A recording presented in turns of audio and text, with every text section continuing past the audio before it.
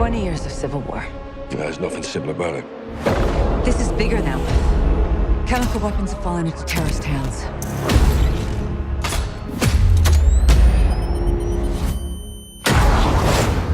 They could be anywhere. We need to move fast. What do you suggest? A business trip. Farah! Let's talk! I need your help. Because of this poison, my people have known something worse than war. Help us track it. If you stay, we can help you. But if you stay, you fight. Yelling out to. The invaders of my country have no regard for human life. We live like this every day. Any further complications and we're at war.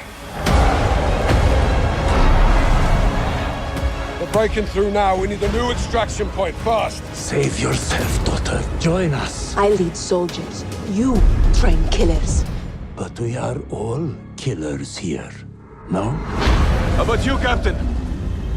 Are you gonna let them die? Chemical weapons are now in the wild. Fix it. Where do we draw the line, sir? You draw the line No time! Stop! wherever you need it. What the hell is this? It's the off switch. We're all just pawns in this. You speak for yourself. This is crazy. Yeah, but we're a little crazy, aren't we? The rules of engagement have changed. If you can't identify the target, you are the target.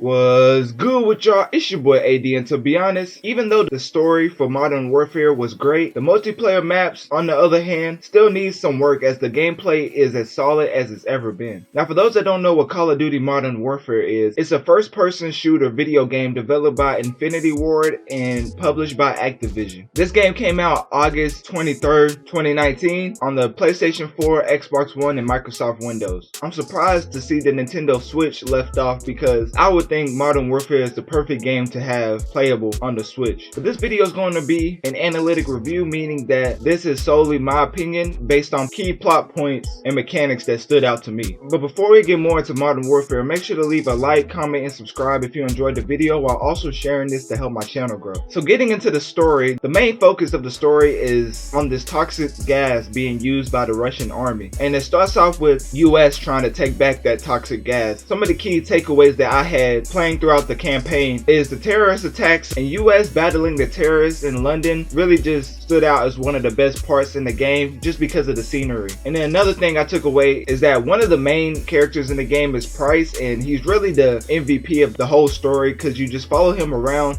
and everybody knows that he's the leader. Whenever you're going throughout the mission, more times than not, you'll be following his lead. Speaking on following, the story may be hard to follow even if you pay attention, and that's just one of the things that I found to be not a negative, but just something to point out because the story is not as straightforward as you would hope. Now that we've talked a little bit about Price, one of the main antagonists in the game is Wolf. Throughout the whole game, they make it seem like he's the main bad guy in the game, but towards the end, you find out it's one of the main characters' siblings. Speaking of main characters, our main protagonists are Price, as I've already spoken about, and Sarif, one of the main female leads in the game, and then you have Kyler and Alex, who are the characters you play throughout most of the game. But as far as the story goes, as Price leading you to victory and taking back the toxic gas, the ending was good enough for me, and the end credits did its job and leaving me wanting more. As you already know, they're going to follow up with this story because there's no way that a story that stands out this much with so much push to the online mode won't get a sequel. But speaking of the online modes, getting into gameplay, it feels kind of slow, but that's also not a con, as I know Modern Warfare was going for more of a realistic feel, and making you slower on the battlefield was added added to that aspect of making it more realistic. This was something I noticed on the story side and the online gameplay, is that knowing who is on your team and who is not is kind of difficult to tell, because going back to London, whenever that battle was going on and you was fighting along with US soldiers, it was hard to tell who was a terrorist and who was the soldiers. And it may seem weird because soldiers usually wear camo, but throughout that whole London mission, it was just so dark that I couldn't tell who was on my team and who wasn't. And the same thing goes for the multiplayer modes. Whenever it's not a map set at night or just has a lot of dark places, me not knowing who's on my team doesn't affect me as much. And a lot of these points I have for gameplay kind of go hand in hand with the story, as I kept failing. That's because you got to know your pace in every mission so you don't end up getting killed. And that's something that I had to learn to adjust to. And one of my last points I have on here is that snipers have realistic bullet drop, and that goes for any weapon in the game, but especially snipers, which throughout the campaign there's this mission that really sets up how much bullet drop a sniper has. It really helps you line up your shot. That attention to detail is always welcome for first person shooters. And it also means that each kill from far away will feel earned, not given. Now, getting back into the realistic aspects of the online mode, time to kill is very short compared to other Call of Duty first person shooters. I don't think that anybody's really complaining about the time to kill. In other Call of Duty games, they were saying it took so long to down enemies and it really hurt the game. But in Modern Warfare, that problem has been solved as they've shortened the time to kill. Also, Ground War is very engaging. My favorite mode to play in multiplayer is Ground War because it was very engaging, and the map just being huge was kind of like a unique aspect, because I'm sure they've done it in other battlefields, but just seeing a map of that size on Call of Duty just made me enjoy the gameplay more, even though I was still dying a lot. One of the biggest complaints that I do have for this game is that it's not optimized, and I ran into this a little bit with Star Wars Jedi Fallen Order, which you can click in the top right to see my review for that video. But I had a blue screen for my PS4 while playing Star Wars Jedi Fallen Order, but for Modern Warfare I heard that players on PC was having that same issue with blue screens. And personally, I think it's because every other time I try to hop on the game, when it first came out, it had an update that lasts for at least 30 minutes. And I don't know if it's a glitch or not, but them having a lot of updates and still blue screening PC players can't be good for any PC player. Because when you get a blue screen on PC, that basically means that something is seriously wrong and you need to reevaluate what you have on your PC port, which takes going into the task manager and messing with all of that. So having a blue screen for PC is more serious than having it for console, which is why I listed it as one of my biggest complaints for Modern Warfare. And then lastly, we have the Battle Pass, which I'm not sure yet if it's a pro or a con, because even though the Battle Pass is free to play, they're going the Apex Legends and Fortnite route, where they still have a price point for progressing normally throughout the Battle Pass. And what I mean by that is, whenever you're playing on the battle maps, when they eventually come out, you will progress slower than if you pay for the Battle Pass. But for the most part, all of what you pay for and unlock is cosmetic and doesn't really affect your gameplay. But at the same time, the way that they set up the Battle Pass to be free to play and also be consumer friendly wasn't exactly the case, as we finally see what they want to do with the Battle Pass, trying to give Modern Warfare's multiplayer modes more replayability by adding Apex Legends and Fortnite type microtransactions, which there's nothing wrong with microtransactions in a Battle Pass if done the right way. And I think the best example of that is Apex Legends. But enough of Battle Royales, let's get back to Modern Warfare. So in summary, it's a solid game that offers a great story and attempts to make their multiplayer special by giving players free DLC, but the launch maps are too underwhelming to say this game lived up to the hype. But let me know, what's your favorite part of Modern Warfare, and what do you think of people criticizing Activision for seemingly going too dark with the story, which in my opinion came out of nowhere. I believe a lot of things happen in war that we'll never know about unless you actually partake in serving, so it doesn't make sense for us to heavily criticize the plot of Modern Warfare, as Activision's trying the best, and this is one of the best attempts at a story that they've had in a while. So yeah, that's it for the video. If you enjoyed this, make sure to let me know by hitting that like button and subscribe, and share this with your friend,